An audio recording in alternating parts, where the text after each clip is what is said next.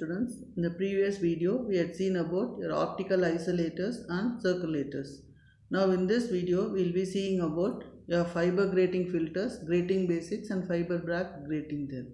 So here your fiber grating filters. So what is meant by grating? So grating in your wavelength division multiplexing system is nothing but we are going to combine and separate the individual wavelengths there. So here your grating is nothing but you are going to take a periodic structure or it is a perturbation in the material or a disturbance in the material there. So suppose if there is going to be a variation in the material, then it has the property of either reflecting or it can transmit the light in a direction depending on the wavelength. So here we are going to see the grating basics. So grating basics, we are going to take a material where we are going to have different gratings, that is the gratings are going to be present. So the difference between the two gratings is going to be called as a wedge or the grating period there. So here in this case, in this grating we are going to have a light to be incident with a light is going to have a different wavelengths. The different wavelengths are going to be lambda 1 and lambda 2, where this light rays are going to be incident at an angle theta I on the grating material, on the grating there. So once it is incident, these waves are going to be reflected or going to be diffracted. When it is going to be reflected back, it is going to be reflected at two different wavelengths. So when the wavelengths are going to be reflected, it is going to have a diffracted angle there. So this diffracted angle is going to be available in the imaging plane. So this theta d is going to be normal to the grating there. So we say that theta I is nothing but the incident angle of the light and theta d is the diffracted angle and the wedge is nothing but the period of the grating. So here how the material is going to be grated, the wedge is going to be called as the period of the grating there. So a transmission grating is nothing but it is going to consist of a series of equally spaced slits. So we are going to have a number of slits and these slits are going to be equally spaced. So here the spacing between these two adjacent slits are going to be called as pitch of the grating. So here we need a constructive interference. So a constructive interference at a wavelength lambda is going to occur in the imaging plane. So when constructive interference is going to occur in the imaging plane is when the rays are going to be diffracted at an angle theta d. So when the rays are going to be diffracted at an angle theta d, we can define it as wedge of sin theta I minus sin theta d is equal to m into lambda, where m is called the order of the grating. So generally first order diffraction will be considered and m will be taken as the value of 1. So suppose a grating, when I am going to use a grating, this grating can separate the individual wavelengths there. So when it is going to separate, how it is going to separate the individual wavelengths is when the grating equation is going to satisfy. This is your grating equation. When this grating equation is going to be satisfied at different points in the imaging plane for different wavelengths, then we can separate the different wavelengths there. So here next we are going to see the fiber Bragg grating. So fiber Bragg grating is nothing but it is going to be constructed within an optical fiber there. So where this within an optical fiber to access the individual wavelengths in the closely spaced spectrum. So when multiple wavelengths are going to be there, we want to access the individual wavelengths in this spectrum where we are going to go for fiber Bragg grating. So we are going to use a technique called your external writing technique. So your external writing technique is nothing but we are going to take a germanium doped fiber core. When this germanium doped fiber core, we are going to have a photosensitive material. So where your UV rays are going to be, the two UV rays are going to be imposed transversely on this germanium doped fiber core, where this core is going to be highly photosensitive there.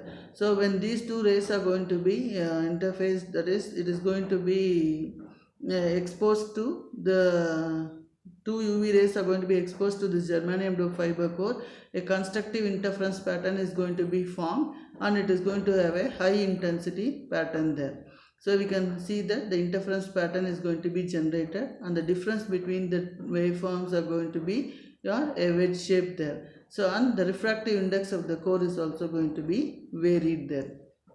So we can see that a fiber grating is nothing but a narrow band reflection filter. It is a narrow band reflection filter which is going to be fabricated through your photo imprinting process there. So here we are going to take a germanium doped silica fiber which is going to exhibit your high photosensitivity to the ultraviolet light.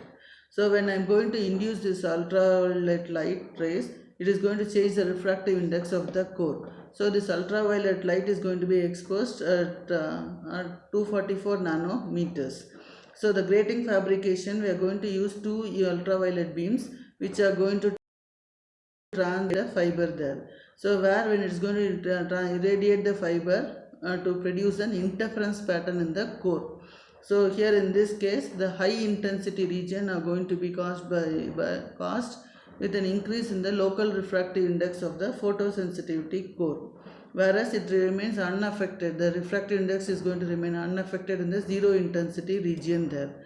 So here we are going to have a permanent reflective Bragg coating. Grating is thus written into the core. So here we can see that here we are going to have a face mask, and this is your fiber. So when the fiber is going to be irradiated with a ultraviolet light, so the ultraviolet light is going to be sent through the radiated through the face mask on the fiber there. So when it is going to be face mask is going to diffract the ultraviolet beam, and it is going to cause an interference pattern inside the core of the optical fiber. So the interference will automatically modify the refractive index of the core to produce the Bragg grating there. So here this device, we call it as, it is a high performance all fiber device, and it is going to be, by doing this, it is going to be called as a high performance all fiber device. It is going to be of low cost, low loss, easy to couple the light, polarization insensitivity, low temperature coefficient, and simple packaging. These are the advantages of your fiber Bragg gratings. So when a multi-wavelength, so suppose I am going to take a multi-wavelength light signal that is going to encounter the grating, then in that case whose wavelengths are going to be matched to the Bragg reflection coefficient, that will not be transmitted. That wavelength alone will be reflected and the remaining wavelength will be transmitted. So imprinting grating. So imprinting grating is nothing but it is going to be represented as a uniform sinusoidal modulation of the refractive index along the core. So uniform refractive index along the core is going to be represented as n of z is equal to n core, the refractive index of the core, plus del n into 1 plus cos 2 pi z by the wedge there. So where n core is nothing but the unexposed core refractive index, and del n is nothing but the photo-induced change in the index. So the maximum reflectivity R of the grating is going to occur when the Bragg condition holds. That is lambda Bragg is equal to 2 into wedge, that is into n effective. So where n effective is nothing but the mode effective index of the core. At this Bragg wavelength, the peak reflectivity R max for the grating length L and coupling coefficient K is going to be given as R max is equal to tan h square of KL. So the full bandwidth del lambda over which R max holds is your lambda square Bragg by pi n effective L into KL square plus pi square the whole power half. So an approximate full width half maximum bandwidth is going to be given as lambda Bragg into S into del of n by 2 n core, refractive index of the core the whole square plus wedge divided by L the whole square the whole power half. For S is equal to 1, it is nothing but a strong grating with near 100% reflectivity, and S is equal to 0.5 means it is a weak grating. So for a uniform sinusoidal modulation of the core index, the coupling coefficient K is equal to pi into del n into eta by lambda Bragg, where eta is nothing but the fraction of the optical power that is going to be contained in the fiber core. So we are going to assume that the grating is going to be uniform in the core, and eta can be given as 1 minus V square, where V is nothing but the number of the fiber.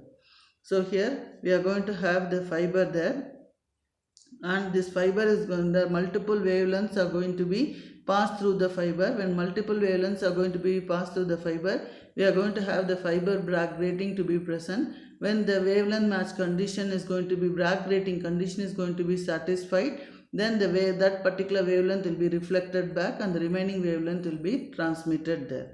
So you can see that on filtering the input light source with fiber Bragg grating, the wavelength which is going to satisfy the Bragg condition will be reflected and the others will be passed uninfluenced there. So here fiber Bragg grating application. First is demultiplexing wavelength dropping process. So here in this case, demultiplex to extract the desired wavelength and circulator is going to be used in conjunction with the demultiplexer there. So here what we are going to do is, we are going to have a circulator where a circulator is going to propagate the light only in one direction. So when all these 4 wavelengths are going to be input to your port 1, it is going to go through the output of your port 2. So when it goes to the output of your port 2, all these wavelengths will encounter this fiber Bragg grating. So whichever wavelength is going to satisfy the Bragg's condition, Bragg grating condition, that particular wavelength will be reflected back and the remaining wavelength will be transmitted. So that is nothing but lambda 1, lambda 3, lambda 4 will be passed out and lambda 2 is going to be the dropped wavelength. So all the wavelengths exit from the port 2. The fiber grating is designed to reflect lambda 2 and it is going to pass all the other wavelengths there. So after reflection, your lambda 2 enters port 2 and comes out of your port 3. Next application is multiplexing of 4 wavelengths. So 4 wavelengths is when I am going to cascade n-1 fiber gratings I am going to have, means n-1 circulators are also going to be used for combining and separating the n wavelengths. So here in this case, if I am going to use a 4 wavelengths, means I need 3 fiber Bragg gratings and for 3 circulators are required there. So example for multiplexing the 4 wavelengths is 3 fiber gratings and 3 circulators. So the fiber grating filters are going to be labeled as FBG2, FBG3 and FBG4. Circulators similarly C2, C3 and C4. So the wavelengths are going to be lambda 2, lambda 3, lambda 4. So here I am going to have, see here, lambda 1 and lambda 2 are going to be sent through this circulator. So here lambda 2 is going to be sent to this circulator. It is going to be passed. And next is the lambda 1 is going to be sent to your fiber grating 2. So here in this case, these 2 lights will combine. Now it is combining multiplexer. So here it satisfies this condition and it comes out there to the circulator. So now when through this circulator it comes out, your lambda 2 is going to be, or when this lambda 2 is going to go out of this port, it satisfies the fiber Bragg grating condition and it is reflected back, and already lambda 1 is passing through this. So when it is passing through this, these 2 wavelengths combine and lambda 1 and lambda 2 are going to enter into your fiber grating 3. So when it is going to enter, here in this case the circulator, it is going to have your lambda 3. So the lambda 3 is going to enter like this. When the lambda 3 is going to enter like this, it is going to move through this fiber grating there. So in this case satisfies the condition and this lambda 3 is going to be reflected back. So when lambda 3 is reflected back, this will also be combined and the output will be your lambda 1, lambda 2 and lambda 3. All these 3 wavelengths will be sent through your fiber grating 4. So now in your circulator 4, I am going to send a lambda 4 wavelength.